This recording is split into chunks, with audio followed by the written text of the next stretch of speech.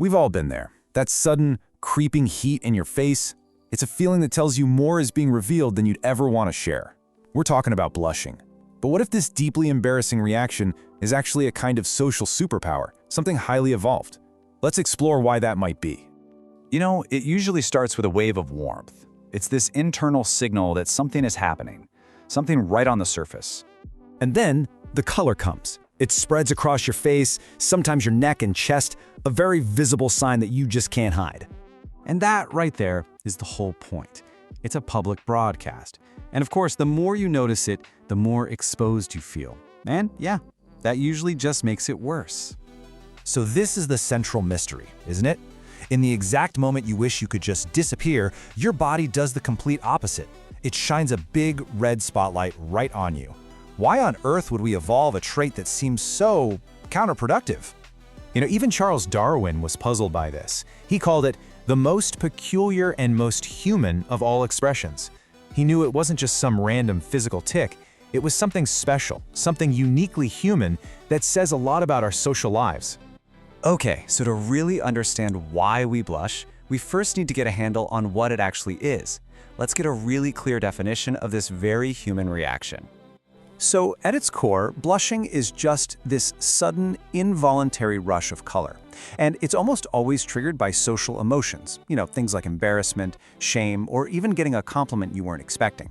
It's a physical reaction to a social moment. So, what makes a blush so special? Well, first off, it is completely involuntary. You can't fake a blush, and you definitely can't will it away. Second, it's designed to be seen. It's a social signal that appears on very visible skin. And maybe most fascinating of all, it seems to be just us. No other animals blush from embarrassment, probably because it requires a pretty high level of self-awareness, that ability to know that you are being watched and maybe even judged by others. So how does the body actually pull this off? Let's take a look at the biological chain reaction that's happening behind the scenes. Okay, so it all starts in your brain. Some kind of emotional trigger gets your sympathetic nervous system going. That's the same system that controls your fight or flight response. But here's where it gets interesting. Instead of getting you ready to fight or run, something different happens. The blood vessels in your face actually do the opposite of what they do elsewhere. They expand, they dilate. This allows a whole bunch of blood to rush to the surface of your skin, and that's what causes the redness and that feeling of heat. And this really gets to the heart of why you have zero control over it. Blushing is run by your autonomic nervous system. That's the part of you that handles things like your heartbeat, breathing, and digestion without you ever thinking about it. So trying to stop a blush with willpower is a bit like trying to tell your heart to stop beating. It's just not going to listen. Which brings us right back to our big question.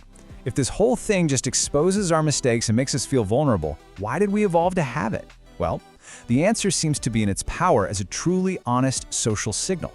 At first glance, blushing really does seem like a design flaw. It points out your mistakes, signals vulnerability, and makes you super visible right when you want to hide. But from an evolutionary perspective, those drawbacks are actually features.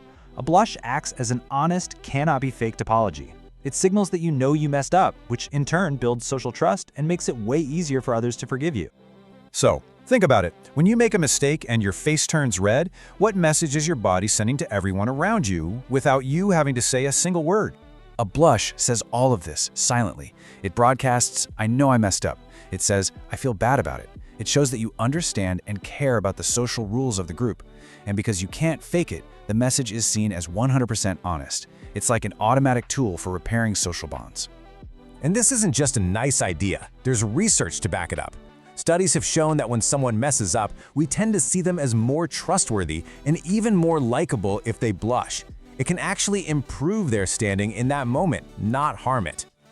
So here's the real takeaway. Understanding what blushing is actually for can completely change how you feel about it. Let's think about what this ancient signal really means for us today.